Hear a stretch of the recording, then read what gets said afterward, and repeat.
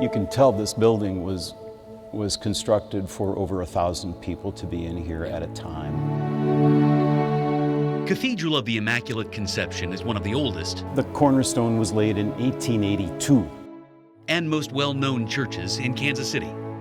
It's not the tallest building on the skyline, but it is the flashiest. And it's just as beautiful or flashy on the inside. Many of our guests who come here will notice immediately the beauty of the building. It's one of the things I hear about the most from a visitor. But its future, like so many church buildings, is not as easy to see. A Gallup poll this spring showed that roughly 4 in 5 Americans say their lives are at least somewhat, if not completely, back to normal post-COVID. But a poll from Pew Research around the same time found that only 2 in 3 regular churchgoers had returned for in-person services. So we're going 360 on that question. Are church buildings, houses of worship like this, still necessary in the days after COVID? You'll hear from a woman who's gone to church her entire life, but now chooses to worship from home. From religious leaders about what they value in their buildings and reinvesting in in-person services. And the founder of a brand new church in Kansas City with a different goal for Sunday worship. Allahu Akbar. The need for a building in which to worship is universal. A mosque is a part of the Muslims' life. They cannot keep away from the mosque. Imam Dr. Abdelhamid Al-Jazawi leads the Islamic Center of Johnson County, a mosque that was basically closed to people for almost 2 years during the pandemic. Muslims are called to pray 5 times a day. It's highly recommended to do it at the mosque. You can do it at your work, you can do it at your home. We as Muslims have flexibility in our religion. But the Imam remembers a night when the building was closed, and he got a lesson in just how much it means to people. The first night of Ramadan, I see a family came with their mats, pray outside in the parking lot. I was crying at this moment. What do you see as the importance of a physical building like this to be able to gather and worship?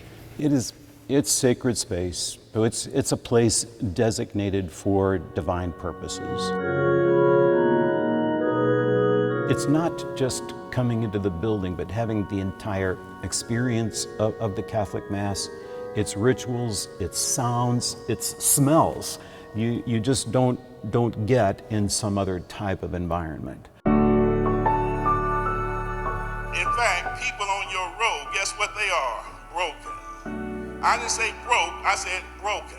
That other environment, for so many people of faith, looks a lot like this: a screen and a couch. April Shields has gone to church her whole life. I was a little girl with the frilly socks and the lace and the Easter speeches. She's now a member of United Believers Community Church in Kansas City. But this church lifer says she's staying home on Sunday mornings now. This is my sanctuary.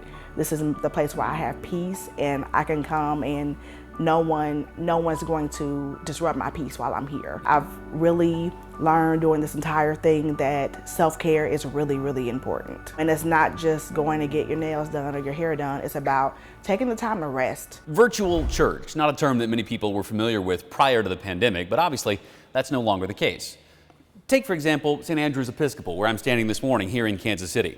They, like so many other churches here in KC and really all over the world, have made significant strides and changes in the way their presentation is done for people at home. If a church doesn't do that, I think it's going to miss out on a significant number of people who aren't coming back in person or may never start going in person because it just wasn't a part of their experience. Adam Hamilton is the lead pastor for Church of the Resurrection. It's one of the largest United Methodist congregations in the world. Thousands watch their services online. But he says even at a time when church attendance is declining, online can't be the only offering. And the church is the people. And, we used to do this. I never can remember how it did it. Here's the church, here's the steeple. Yeah, right. And then see all the people.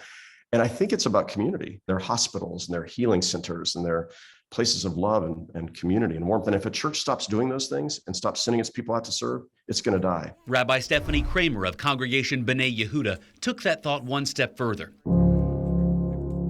Churches, mosques, and synagogues have to be aware of what people need from their worship services, no matter where they are, and be ready to provide it. When film got cheap enough that people were able to start taking pictures on their own, or even when you think about digital pictures, there was a real worry of whether paintings would continue. And yet paintings have continued, right? They're even more unique, they're even more special. You just told me how much you love going to services on Sunday morning at your church, but I bet just as much as you love doing that, you get something out of prayer when it's just you, when it's the personal prayer, when it's out in nature, right? It's feeding different pieces of our soul that we need fed in really different and unique ways. So the future could look like this. This year, Numa Community Church began meeting in Kansas City. Their members meet together in a rented space 2 Sundays a month. But on other Sundays, they gather in assigned small groups in people's homes. You get really lost in a crowd of 1,000 people, but in a group of 100 or so, you really get to know and form relationships. Pastor Joe Ratterman told me right now there are no plans to open their own building. The goal was to offer something different, because moving forward, people of faith need to be open-minded about what's possible. I think an emphasis on less centralized gathering and more of an emphasis on smaller expressions of church. I love what the pandemic did for the church. I love that it caused us to ask the big questions about why we do what we do and what's most effective at reaching people.